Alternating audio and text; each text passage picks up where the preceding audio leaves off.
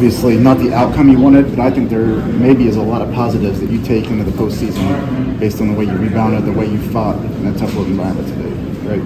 Yeah. I mean, I thought we were good on the glass. I think we lost by 2. But they're the best rebounding team in our league, and we knew they were coming. And I thought we did a good job. I thought we played really hard. And I think that's what Coach Payne said. Like you just said, there's a lot of positives that came from this game.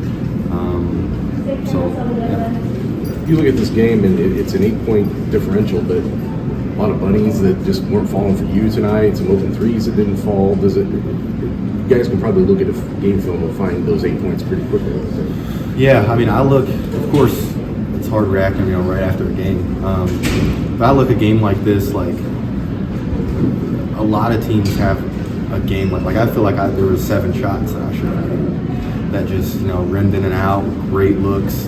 And several of the guys felt the same way. Sometimes those happen. But it's the games like when we lost to Wisconsin at home. It's the games like, you're up by 11 and you lose, or the games you feel like you should have won. We should have won today's game, but I feel like, every once in a while you have those type of games where you play really hard and do a really good job and lose. Fair to say, bigger bodies gave you a little more trouble early on in your career, and you've been a lot better this season dislodging shot blockers. Yeah. What have made you more effective at that? Well, I mean, I think going against a 7-footer last year in practice against 80 really helped. Of course, we have Will. I mean, Purdue always has 7-footers on their team. There's another guy, I'll shout him out, that I worked out against Rocco. Morier's at Indiana Westland.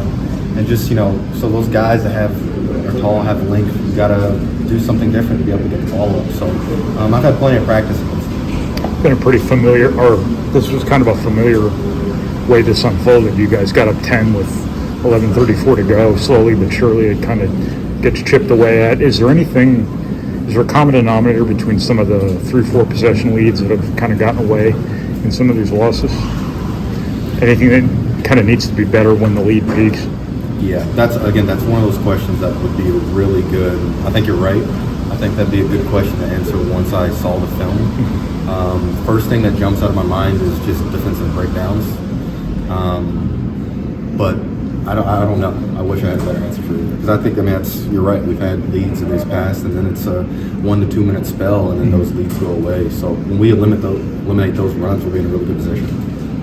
If you had seen these rebounding numbers before the game, would you assume this was maybe a game you guys won? I mean, that was obviously a big focus. For sure. Why were you guys so effective on the boards tonight? I think we scouted it. We have a group of, obviously we have a lot of young guys on the team, but we've got older guys too that just understand the importance of it. We just made it a point of emphasis, really. And Coach Payne said we got to continue to do that for the rest of the season. It seems like it's been that way. It was like that the second half against UCLA, the second half against Rutgers. Are you becoming a better rebounding team here late in the season, do you think? I think so. I think we have put more of a point of emphasis on it just because we're so good in transition that if we can get those rebounds and be able to push the ball and give it to Braden and then get the wings flying in and get threes, you get everything at that point. So I think we've really emphasized it in practice, especially. Not trying to litigate this call or that call, but how maddening is it at the end of these games when the foul differential is what it is, and every foul called on you guys is 2 points for them, 1 point for them, and you guys are sitting at 5? Yeah, another one of those things. It's tough. It's just really tough. They get the bonus, they get the double bonus, and you saw last year with Zach. That's just such a great advantage when you get fouled and you get to go to the bonus, even if you're not making free throws. Just you got to stop the game. All the momentum's in your favor. So the fact that other teams have been able to do that, get our guys in foul trouble, and they've been able to capitalize is a big thing that's a lot of teams would beat us. It seemed like when Cam was on the floor today, it really spread out the offense. Obviously, he fouls out like 2.5 minutes. Just what was opening up with him able to stretch the floor for you guys? Well, you look at it, I kind of look at it as like, me versus Mason last year. Mason's more of a shooter, Cam's more of a shooter than Caleb is. And obviously Caleb's just a different type of player. But no, you're going to get more space with somebody like that. So he did a good job being shot ready. For him, it's just all about confidence, being shot ready, because how good of a shooter he is. You know, like you said, hard right after a game, but how would you kind of encapsulate this regular season for you guys? You knew you couldn't win the Big Ten even coming into tonight. This isn't how you wanted to finish. Some things that were attainable for you didn't happen.